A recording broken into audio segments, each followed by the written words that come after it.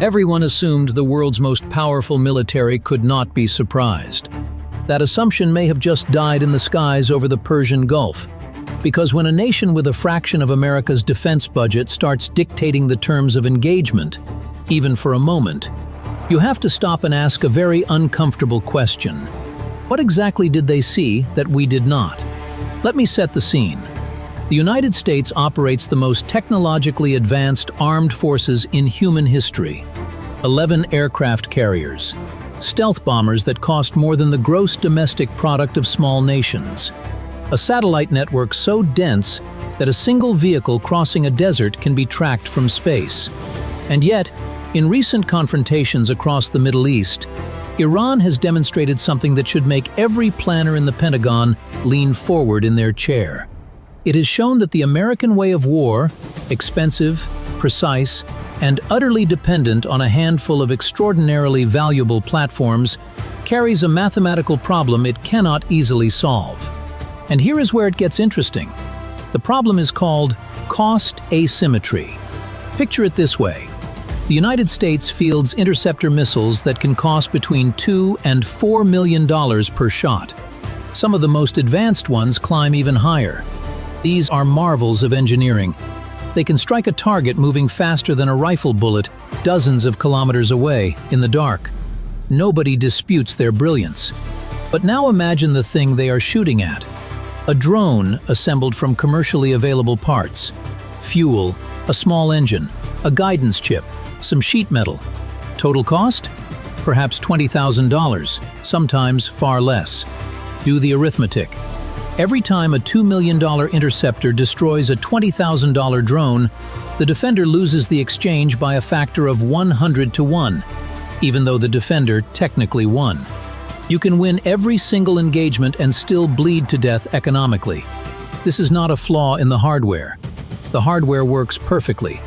It is a flaw in the entire theory of how a modern superpower defends itself against a determined, patient, and comparatively poor adversary. But it runs deeper than money. And this is the part few people talk about. Consider the magazine. Not the kind you read, the kind that holds ammunition. A warship at sea carries a finite number of interceptors in its vertical launch cells. 90. Perhaps 100 and something on the largest vessels. That number sounds enormous until you realize what happens when an opponent launches a swarm. Not 5 drones, not 10. Imagine dozens, arriving in overlapping waves, mixed with cruise missiles and ballistic missiles, all timed to strike within minutes of one another. Every incoming threat forces a decision. Do you spend a precious interceptor? Do you risk letting it through? And once those launch cells run dry, that billion-dollar warship cannot simply reload at sea in the middle of a battle. It must sail hundreds of kilometers back to a friendly port. That transit can take days. An adversary who understands this does not need to sink the ship. He only needs to make it spend everything it has, then walk through the open door behind it. That is the weakness Iran has been probing. Not with brute strength. Iran cannot match American firepower, and it knows it. But with volume, with cheapness, with sheer relentless quantity. Now, a fair question. Why can't America simply build cheaper defenses? The answer reveals something deep about how great powers get trapped by their own success. For decades, the doctrine was superiority through quality. One perfect aircraft beats 10 mediocre ones. One flawless missile beats 100 crude rockets. That doctrine won wars. It shaped an entire industrial base, an entire generation of engineers, an entire budget structure built around small numbers of exquisite machines. But exquisite machines take years to build and cost fortunes to replace. A drone factory can fit inside a warehouse and turn out hundreds of units a month. The economics have quietly flipped, and turning a battleship of a defense industry around takes far longer than turning a warehouse into a production line. Here's a detail most people never hear. Some of the most effective countermeasures being tested today are almost embarrassingly low-tech by comparison. Guns. Simple, radar-guided automatic cannon firing cheap shells. Electronic jamming that scrambles a drone's brain for pennies compared to a missile. Directed energy, lasers, where a single shot might cost a few dollars of electricity. The irony is sharp. The answer to a cheap threat may be to become cheap again, to relearn quantity as a virtue. And the militaries that adapt fastest to that idea will define the next 20 years of warfare. So let me put a question to you directly, because this one genuinely divides experts. Is the United States military too advanced for its own good? Has the pursuit of the perfect weapon left it exposed to the good enough weapon produced in overwhelming numbers? Some argue that quality still wins, that swarms are fragile and easily disrupted. Others insist the age of the exquisite platform is ending. Tell me where you stand in the comments. I read the sharp ones.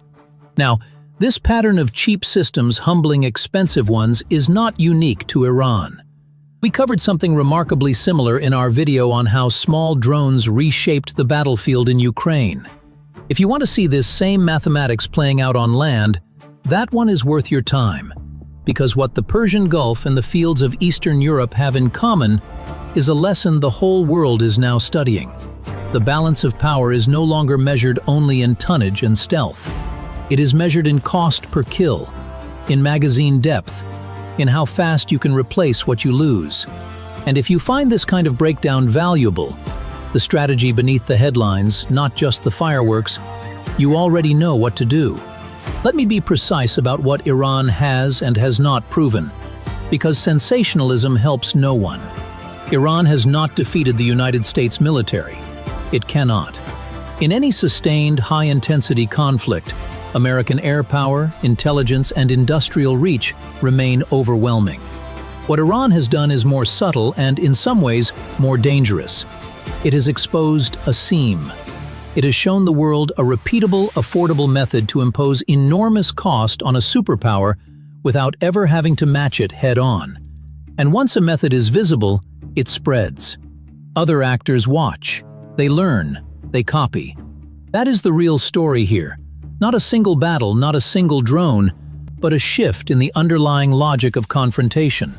For 70 years, deterrence rested on the idea that no rational opponent would challenge overwhelming force. But cheap, expendable, numerous systems changed the calculation, because they let a weaker power inflict pain while risking almost nothing of value. No pilots, no expensive jets, just numbers. The Pentagon knows this. Programs are already underway to close the gap. Swarming interceptors of their own, cheaper missiles, layered gun and laser defenses. The question is whether the institution can move at the speed the threat demands, because bureaucracies were not built for speed. They were built for certainty. So here is where I leave you, and here is the fault line. One camp says America will adapt as it always has, out-innovate the swarm, and emerge stronger. The other says the empire of the exquisite weapon is already cracking, and the cracks are only going to widen. Which camp are you in? Say it plainly below, and don't be gentle.